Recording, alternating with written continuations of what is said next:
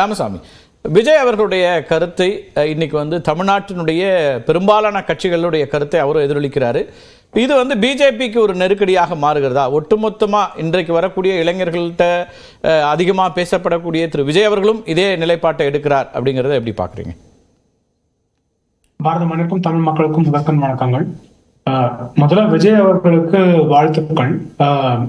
அதாவது சமுதாயத்துல மாணவர்களை ஆதரிப்பவர்களை எப்பவுமே நம்ம ரெக்கக்னைஸ் பண்ணோம். மாணவர்கள் அவர் ரெக்கக்னைஸ் பண்ணியிருக்காரு, மாற்றுப்பாலினத்தை அவர் ரெக்கக்னைஸ் பண்ணியிருக்காரு. ஸோ சமுதாய நல்லிணக்கத்திற்கு அது ஒரு முதல் ஸ்டெப்பா இருக்கும் அப்படின்ற ஒரு இதுல ஆதரவுகள். அவர் வாக்குகள் சேகரிக்கிறாரா அப்படின்றதுக்கு முன்னாடி கேள்வி, அவர் இன்னும் அரசியலுக்கு முழுதாக வந்து விட்டாரா இல்லையா அப்படின்ற சந்தேகம் எனக்கு இருக்கு. ஏன்னா அவரை நாடி அவரோட சேர்ந்து ஒரு கட்சி உருவாக்கப்பட்டிருக்கு, ஒரு சொசைட்டி இருக்கு, நம்பிக்கையாக அதற்காக வேலைப்பாட்டு கொண்டிருக்கிற பலர் இருக்கிறாங்க. ஆனா இன்னைக்கு அரசியல் கட்சி அப்படின்னு ஒண்ணு இருக்கு, அதற்கு அவர் தலைமை தாங்குகிறார் அப்படின்னா மத்திய அரசாக இருந்தாலும் சரி, மாநில அரசாக இருந்தாலும் சரி, இன்னைக்கு பொறுப்பான ஒரு நபராக பல கேள்விகளை கேட்பார் அப்படின்னு நான் நினைக்கிறேன். அது மத்திய அரசுல இருக்கிற லாக்கனையும் அவர் கேட்டிருக்கணும், அதே மாதிரி இங்க கள்ளக்குறிச்சி மாதிரி இஷ்யூஸையும் கேட்டிருக்கணும். சோ பல வாய்ப்புகள் ஏற்கனவே அவருக்கு இருக்கு. தமிழ்நாட்டுல மட்டும் இல்ல, மத்திய அரசு. முதல் கூட்டத்துல அவர் என்ன பேசினார்னு கேட்டீங்களா? மன்னிக்கணும், முதல் கூட்டத்துல அவர் என்ன பேசினார் அப்படிங்கறத கேட்டீங்களா? முதல்ல ஏற்கனவே கடந்த வாரத்துல இதே போல ஒரு விருது வழங்கும் நிகழ்ச்சி நடத்தினாரு. அதுல நீங்க குறிப்பிட்ட போதை உள்ளிட்ட அம்சங்களை பேசியிருந்தாரு. டெஃபினட்டா என்ன ஒரே ஒரு பிரச்சனை அப்படின்னா, அரசியல்வாதி அரசியலுக்கு வந்து விட்டார், மக்களோட பொது நலத்தை சார்ந்து அவர் செயல்பட போகிறார் அப்படின்னா அது முழு நேர வேலை. அது நடக்கும் போது ஒவ்வொரு விஷயத்தையும் கேள்வி கேட்கணும், மக்கள் அதை மறக்க கூடாது அப்படின்னு அந்த கேள்வி கேட்டுக்கிட்டே இருக்கணும், அதற்கான செயலை செய்து கொண்டே இருக்க வேண்டும். ஆனால் நடிகர் விஜய் அவர்கள் அவருக்கு எப்போ ஏற்பா இருக்கோ அப்போ மேடையில ஏறி அவர் கேட்கிறாரு. சோ அந்த மாதிரி நம்ம பல சமுதாயத்தை சார்ந்தவர்கள் பார்த்திருக்கோம். நடிகர்கள்லயே நீங்க இப்ப விஜய் அவர்கள் பேசுறதோட கேட்ட கேள்விகளோட அதிகமா சூர்யா அவர்கள், ஜோதிகா அவர்கள், விஷால் அவர்கள், இவங்கெல்லாம், சத்யராஜ் அவர்கள்லாம் கேட்டதை பார்த்திருக்கோம். சத்யராஜ் அவர்கள் நான் என்னைக்குமே அரசியலுக்கு பார்த்தது இல்லை. இருக்கிறதுலே நான் தமிழ்நாட்டுல அதிகமா அரசியலை பற்றி அரசியல்வாதிகளை கேள்வி கேட்டு எல்லா தரப்பினரையும் கேள்வி கேட்டவர் சத்யராஜ் ஒருத்தர். அப்ப அவர் இன்னைக்கு அரசியலுக்கு வந்துட்டாரா இல்ல அவர் அரசியல்ல தேர்தல் அரசியல்ல வெற்றி காண்டுட்டாரா அப்படின்னா அது வேற விஷயம். சோ விஜய் அவர்கள் அரசியலுக்கு முழுதாக வந்து விட்டார் அப்படின்னு நான் நம்பணும் அப்படின்னா அவர் கமல்ஹாசன் அவர்களையோ இல்ல ரஜினிகாந்த் அவர்களையோ தாண்டி அவர் முழு நேரமாக வந்துவிட்டு நான் எல்லா வாட்டியுமே நான் எல்லா கட்சிகளையுமே எல்லா நபர்களையுமே நான் கேள்வி கேட்பேன், நான் சமுதாயத்திற்கானவன் அப்படின்ற அந்த பார்வை வரும்போது அவர் முழு நேரம் அரசியல்வாதி ஆகிவிட்டார், அவரோட அரசியல் கட்சி மக்களுக்காக வேலை பார்க்க போகிறது அப்படின்ற நம்பிக்கை எனக்கு வரும். அது என்னோட பொசிஷன் ஒன்று. அதனால இன்னைக்கு அந்த நம்பிக்கை எனக்கு கிடையாது.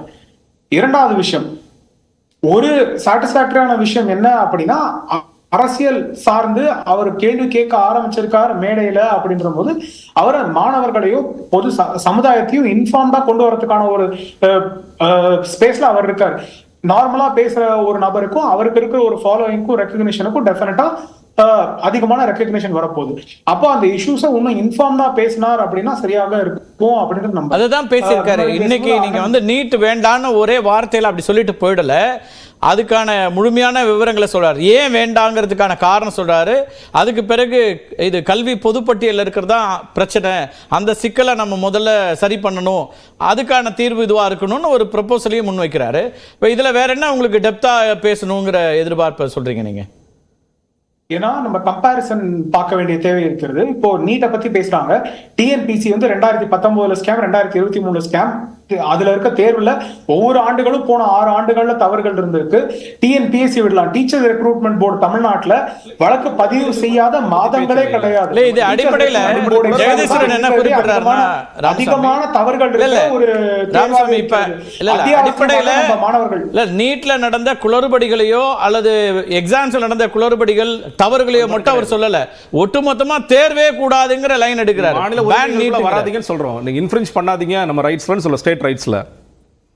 அப்சல்யூட்டா நான் சிவகங்கை மாவட்டத்துல இருந்து, சிவகங்கை மாவட்டம் ரிலேட்டிவா கொஞ்சம் முன்தங்கிய மாவட்டம். அந்த மாதிரி சிவகங்கை மாவட்டம் இல்லாம சில மாவட்டங்கள்லாம் இருக்கு. அங்க இருந்து வரவங்களால டிஎன்பிஎஸ்சி எழுத முடியாது, இல்ல டீச்சர்ஸ் ரெக்ரூட்மெண்ட் போர்டு எக்ஸாம் எழுத முடியாது. டீச்சர்ஸ் ரெக்ரூட்மெண்ட் போர்டு எக்ஸாம் எழுதுறது சில மாவட்டங்கள்ல, சில மாவட்ட தலைநகர டிஸ்ட்ரிக்ட் ஹெட் குவார்டர்ஸ்ல மட்டும்தான் நடக்குது. அப்படின்ற போது அந்த தேர்வுகளை எப்படி எழுதுவாங்க அப்படின்னு நம்ம யோசிக்கணும். ஒவ்வொரு இடத்துலயும் ஒவ்வொரு லாக்குனே இருக்கு. நம்ம அந்த சிச்சுவேஷனை பெட்டர் பண்றதுக்கு பார்க்க வேண்டிய அவசியம். நான் நாட்டுல 1.5 லட்சம் சீட்டுக்கு மாணவர்கள் எல்லாருமே போட்டியிட முடியுமா, இல்ல வெறும் 1500 சீட்டுக்கு போட்டியிடணுமான்ற ஒரு கேள்வி. இல்ல நாடு முழுக்க இருக்கிற மெடிக்கல் சீட்ஸ்க்கு 400 எக்ஸாம் எழுதணுமா, இல்ல நான் வந்து ஒரு எக்ஸாம் எழுதணுமா அப்படின்றது. என்னன்னா நீங்க போட்டி ஒரு எக்ஸாம் எழுத வேண்டாம் நம்ம சொல்றோம். ஒரு எக்ஸாம் எழுதணும் நாங்க கேக்குறோம். ஒரு எக்ஸாம் எழுத வேண்டாம். எதுக்கு எழுதணும் ஒரு எக்ஸாம்? +2 வரைக்கும் ஒரு மாணவன் படிச்சிருக்கான். 14 வருடம் கல்வி படிப்பு படித்து அதுக்கு ஒரு தகுதி இருக்கு. நீங்க போய் தகுதின்னு சொல்றீங்க. யுபிஎஸ்சி தேர்வு தேவையில்லை, 11வது 12வது படிப்புக்கான தேவை. கம்பேர் பண்ணி பேசுறதுன்றதே ரொம்ப முரணானது. அது சரியானது கிடையாது. பப்ளிக் ஸ்கூல்ல படிக்கிறவங்க, அர்பன் ஏரியால படிக்கிறவங்க, டெக்னாலஜி ஹெல்ப் இருக்கவங்க படிக்கிறவங்க, டெக்னாலஜி ஹெல்ப் இல்லாதவங்க படிக்கிறவங்க, ஃபைனான்சியல் ஆக்சஸ் இருக்கவங்க படிக்கிறவங்க, ஃபைனான்சியல் ஆக்சஸ் இல்லாதவங்க, மொழி தெரிந்தவர்கள், தமிழ் ஆர்வம் இருப்பவர்கள், ஆங்கிலம் தெரிந்தவர்கள், ஆங்கிலம் தெரியாதவர்கள், ஹிந்தி தெரிந்தவர்கள், அப்படி ஒவ்வொரு மொழியா நம்ம எடுத்துட்டு போலாம். அப்ப நம்ம தேர்வே தேவையில்லாம இருக்கலாம் ஒரு சமுதாயத்துல. அப்படி சொல்லலையே. அவங்களுக்கு அடிப்படை தேர்வு முடிச்ச உடனே இல்ல அடிப்படை தேர்வு எல்லாம் நடத்தி முடிச்சிட்டு தானே அவங்க வர்றாங்க. எந்த தேர்வும் இல்லாம எல்லாருக்கும் அப்படியே வாய்ப்பு கொடுங்க சொல்றாங்க. மாணவர்கள் போயிட்டு தான் தரமான மருத்துவ ஆக்சஸிபிலிட்டி ஒரு இஷ்யூ, ரிசோர்ஸ் ஒரு இஷ்யூவா இருக்கு. அப்ப இந்த இடத்துலயும் ஆக்சஸிபிலிட்டி ரிசோர்ஸ் ஒரு இஷ்யூனா நீட்ல உங்களுக்கு சிலபஸ் தான் இஷ்யூ. அப்ப அதுல சிலபஸ் மட்டும் இல்ல சார், நுழைவுத் தேர்வே ஏன் வேணுங்கிற கேள்வி அடிப்படையா வருது இல்ல சார். அதுல இருந்து தானே சொல்றாங்க. எல்லாருக்கும் யுனானிமஸா ஒரே ஒரு டெஸ்டிங் ஸ்டாண்டர்ட் இருக்கணும்ல. 100 மீட்டர் ரேஸ் வந்து ஒருத்தர் 50 மீட்டர் ஓடலாம், இன்னொருத்தர் 60 மீட்டர் ஓடலாம், இல்ல ஒருத்தர் 10. சார் ஏற்கனவே ஓடி முடிச்ச உடனே திருப்பி ஓடுன்னு ஏன் சொல்றீங்க? ஏற்கனவே 12ஆம் கிளாஸ் தேர்வுன்னு ஒண்ணு நாங்க ஓடி தான அதுல வர்றோம். வேற எதுக்கான குவாலிஃபிகேஷன்ல 12வது வகுப்பு ஒரு ரைட், உங்க கருத்தை எடுத்துக்கிறேன். வர குவாலிஃபிகேஷன் கிடையாது. ஓகே நான் வரேன். பதிவதனி ஒரு எலிஜிபிலிட்டி அல்லது இந்த எல்லா வகையான டிஃபரன்சஸ் இருக்கும், அதுல வெற்றி பெறுவதற்கு இதெல்லாம் தேவை. இந்த அடிப்படை இல்லாம எப்படி போக முடியும்னு ராமசாமி கேள்வி. 2 விஷயம் அவர் சொன்னது வந்து முழுமையான தவறான செய்தி. ஒண்ணு என்னன்னு கேட்டா, டிஎன்பிஎஸ்சி திரும்ப இவங்க எந்த விவாதத்துக்கு போனாலும் வலதுசாரிகளும் பிஜேபியில இருக்கவங்களும் டிஎன்பிஎஸ்சியையும் போட்டித் தேர்வுகளையும் கொண்டு வந்து இந்த நீட்டோடு கம்பேர் பண்றாங்க. நீட் அப்படின்றது நீட்டுக்குள்ள குளறுபடின்றது செய்தி அல்ல, நீட்டே குளறுபடி தான். நீட் வந்ததே ஒரு இல்லீகலா தான். உச்சநீதிமன்றத்தை ஏமாற்றி எந்த இடத்துலயுமே 92வது நிலைக்குழு அறிக்கையெல்லாம் இவங்க மறைச்சிட்டு, ரஞ்சித் ராய் சௌத்ரியினுடைய எக்ஸ்பர்ட் கமிட்டியோட ரிப்போர்ட்டை மறைச்சிட்டு 10Dன்னு சொல்லி பிஜேபி திரு நரேந்திர மோடி அவர்கள் ஒரு பிரிவை கொண்டு வந்து நீட்டை கொண்டு வராங்க. எந்த இடத்துலையுமே இவங்க பிஜேபி அங்கம் வகித்த அந்த 92வது நிலைக்குழு அறிக்கையோ அல்லது ரஞ்சித் ராய் சௌத்ரி கமிட்டியோ நீட்டை கொண்டு வரணுன்ற ரெக்கமெண்டேஷனை கொடுக்கல. அப்போ மெடிக்கல் கவுன்சில் ஆஃப் இந்தியாவை வந்து இவங்க ஸ்ட்ரக் டவுன் பண்றாங்க. அது 2013 மன்மோகன் சிங் பீரியடோட 2014 முடிஞ்சிருச்சு. அதற்கு பிறகு இது வருது. ரெண்டாவது திரும்ப இவங்க என்ன சொல்றாங்கன்னா, +2 வரைக்கும் அவங்க படிச்சது வேற, இப்ப நாங்க வேற படிக்க வைக்கிறோம். எனக்கு ஒரே ஒரு கேள்விதான், அதுக்கு யாருனாலும் பதில் சொல்லலாம். +2 வரைக்கும் அவங்க என்ன சொல்றாங்கன்னா, மக்கப் பண்றாங்க, மனப்பாடம் பண்றாங்க, அதனால இந்த பிள்ளைகளுக்கு வந்து மெடிக்கல் படிக்கிற அளவுக்கு தகுதி இல்ல, சோ அவங்களை தகுதிப்படுத்தணும்ன்றாங்கல்ல. 1 வருஷமோ 2 வருஷமோ 3 வருஷமோ கோச்சிங் கிளாஸ்ல கொண்டு போய் விடுறாங்கல்ல நீட் கோச்சிங்க்கு. அந்த நீட் கோச்சிங்ல திரும்ப செட் ஆஃப் கொஸ்டின் பேப்பர்ஸை வச்சு அப்ஜெக்டிவ் டைப்பை எப்படி டிக் பண்றதுன்னு படிக்கிறதுல எங்க தகுதி வளரும், எங்க திறமை வளரும்? கோச்சிங் கிளாஸ்ல 1 லட்சம் ஃபீஸ் கட்ட முடிஞ்சவங்க போறாங்க, 2 லட்சம் ஃபீஸ் கட்ட முடிஞ்சவங்க போறாங்க. +2 முடிச்ச உடனே நான் வந்து நீட்டை எந்த விதமான ப்ரிப்பரேஷனும் இல்லாம என்னுடைய மாநில பாட கல்வி திட்டத்தின் அறிவின் பெயரால் நான் தேர்வை எழுதி கிளியர் பண்ணேன் அப்படின்ற ஏதாவது ஒரு மாணவரை இவங்களால காட்ட முடியுமா? அப்ப எந்த வகையில் இது தகுதிக்கான திறமைக்கான தேர்வு? மனப்பாட முறையை நாங்க வந்து தகுதின்னு எடுத்துக்க மாட்டோம்னு சொல்லி இப்ப நீட் கோச்சிங் கிளாஸ்ல மனப்பாடம் பண்ண வைக்கிறாங்களா இல்ல தகுதியை வளர்க்க வைக்கிறார்களா? ரெண்டாவது, நீட்டை கொண்டு வரதுக்கு இவங்க என்ன காரணம் சொன்னாங்கன்னா, நாங்க வந்து இந்த மாதிரி கொள்ளையடிக்கிறாங்க எல்லாம் பிரைவேட் காலேஜஸ், மெடிக்கல் காலேஜஸ்லாம், அதை நாங்க லீகலைஸ் பண்ண போறோம். நாங்க உண்மையா பார்த்தா அவங்க லீகலைஸ் தான் பண்ணிருக்காங்க. சட்டப்பூர்வமா கொள்ளையடிக்கிறதுக்கு வழி திறந்து விட்டது தான் நீட். அது எப்படி பிரைவேட் மெடிக்கல் காலேஜ் மட்டும் கொள்ளையடிக்கலாம், நீ கொஞ்சம் அடிச்சுக்கோ, நேஷனல் டெஸ்டிங் ஏஜென்சி கொஞ்சம் வாங்கிக்க, கோச்சிங் கிளாஸ் கொஞ்சம் கொள்ளையடிச்சுக்கோங்கன்னு சொல்லி எல்லாரையும் கொள்ளையடிப்பதற்காக நீட் நுழைவுத் தேர்வு வந்தது. இவ்ளோ பேசுறாங்கல்ல, இந்த நேஷனல் டெஸ்டிங் ஏஜென்சின்றது ஒரு முகமை, அதுக்கும் யூனியன் கவர்மெண்ட்டுக்கும் எந்த இடத்துல சம்பந்தம் வருது? இல்ல இந்த நேஷனல் டெஸ்டிங் ஏஜென்சில மாணவர்களை பற்றிய புரிதல் இருக்கக்கூடிய எக்ஸ்பர்ட் எத்தனை பேர் இருக்காங்க? இதெல்லாம் தாண்டி நான் ஒரே ஒரு விஷயத்தை மட்டும் ஸ்டார்டிங்லேயே சொல்லணும்னு நினைச்சேன். இந்த ஸ்பெஷல் கன்கரண்ட் லிஸ்ட்னு ஒன்று சொன்னாங்க. உண்மையாகவே இன்றைக்கு அவர் பேசி இருக்கிறத நாங்கள் வரவேற்கிறோம். ஏன் வரவேற்கிறோம்னு கேட்டா, எப்பவுமே புதிதாக அரசியலுக்கு வரக்கூடியவர்கள், இதுவரை வந்தவர்கள், அது நீங்க எந்த கட்சியினாலும் எடுத்துக்கலாம், நான் ஸ்பெசிஃபிக்கா சொல்லல, பொதுவாக யாராக இருந்தாலுமே திராவிடர் கழகமோ திராவிடர் இயக்கமோ திமுகவோ பேசக்கூடிய அரசியலை ஒரு ரொம்ப காலம் கழித்து தான் இந்தியா புரிஞ்சுக்கும். Okay. நம்ம இந்திய எதிர்ப்பு 1938 பேசணும். இன்னைக்கு தான் இந்தியாவில் இருக்கக்கூடிய வட இந்திய மாநிலங்கள் கையில் எடுக்கிறாங்க.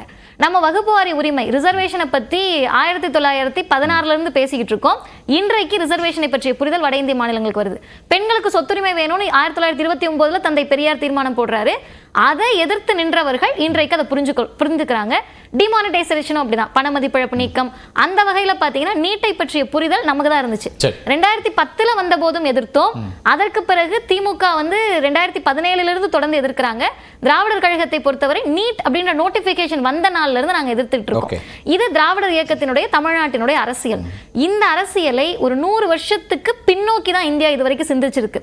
ஆனா நடிகர் விஜய் அவர்கள், தமிழக வெற்றி கழகத்தினுடைய தலைவர் அவர்கள், இந்த குறுகிய காலகட்டத்திலே அதில் அவர் சொன்ன ஒரு ஸ்டேட்மெண்ட் ரொம்ப நேர்மையான ஸ்டேட்மெண்ட். அவர் உடனே பேசலங்க, எல்லாரையும் கலந்து ஆலோசித்து பேசினார். அதுல ஒரு சின்ன சஜஷன் மட்டும், ஏற்கனவே சுகாதாரம் நம்முடைய ஸ்டேட் லிஸ்ட்ல தான் இருக்கு. இந்திய அரசமைப்பு சட்டத்துல ஸ்டேட் லிஸ்ட் அப்படின்னு சொல்லக்கூடிய மாநில பட்டியல் என்ட்ரி 6ல தான் பப்ளிக் ஹெல்த் அண்ட் சானிடேஷன், பொது சுகாதாரம் வருகிறது. ஏன் இதை நான் ஸ்பெசிபிக்கா சொல்றேன்னா, நீட் மாநில அரசுக்கு மாநில உரிமைக்கு எதிரானதுன்றது இந்த புள்ளியில தான் நம்ம பார்க்கணும். பொது சுகாதாரம் எங்க கையில இருக்கு மாநில பட்டியல்ல, ஹாஸ்பிட்டல்ஸ் மருத்துவமனை எங்க கையில இருக்கு. அப்ப பொது சுகாதாரத்தை நாங்க பாதுகாக்கணும், மருத்துவமனைகளை நாங்க பாதுகாக்கணும். ஆனா மருத்துவம் பார்க்கிற மருத்துவரை மட்டும் ஒன்றிய அரசு நியமிக்கும்னு சொல்றது எவ்வளவு மோசடியானது. இந்த அர்த்தத்தில் தான் நம்ம அதை புரிந்து கொள்ள வேண்டியது இருக்கு. அந்த அடிப்படையில திராவிட கொள்கையை உடனடியாக அவரும் பிரதிபலிக்கிறார் அப்படின்ற அளவுல விஜய் அவருடைய ஸ்டேட்மெண்ட்டை வரவேற்கிறீங்களா? இந்த விஷயத்துல ஒட்டுமொத்தமாக திராவிட கொள்கையை பிரதிபலிக்கிறார் நீட் அப்படிங்கிறது அல்லது கல்வி கொள்கை அப்படிங்கிற விஷயத்துல அவர், இப்ப நீங்க மற்றதெல்லாம் குறிப்பிட்டீங்க, மற்ற கட்சிகள் மாதிரி இல்ல, இவர் உடனடியா எங்களுடைய கருத்துக்களை ஏற்றுக்கொள்ளக்கூடிய அல்லது பிரதிபலிக்கக்கூடிய இடத்துல இருக்கிறார் அப்படிங்கிற ஒரு கருத்து சொன்னீங்க. அந்த கிளாரிட்டிக்கு தான் திராவிடர் இயக்கத்தை பொறுத்த வரைக்கும் இந்த சமூக நீதி பிரச்சனைகளில் யார் ஆதரவாக நின்றாலும் அவர்களை வரவேற்போம். ரெண்டாவது, இவங்க இது வாக்கரசியலா என்ன அப்படின்றத அவங்க தான் முடிவு பண்ணணும்.